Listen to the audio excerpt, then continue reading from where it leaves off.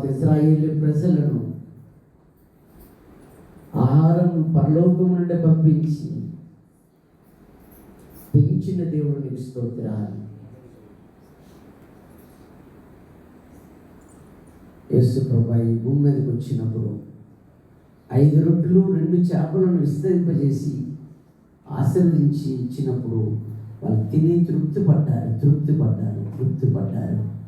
ఈ కుమార్తె కూడా ఈ రోజు నుంచి ఏది తిన్నా తృప్తిగా ఉండాలి, ఏది తిన్నా ఆరాయించుకోవాలి, ఏది తిన్నా ఆరోగ్యం రావాలి.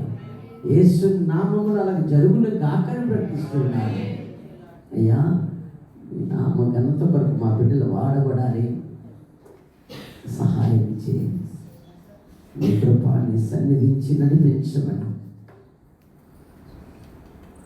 తండ్రి యొక్క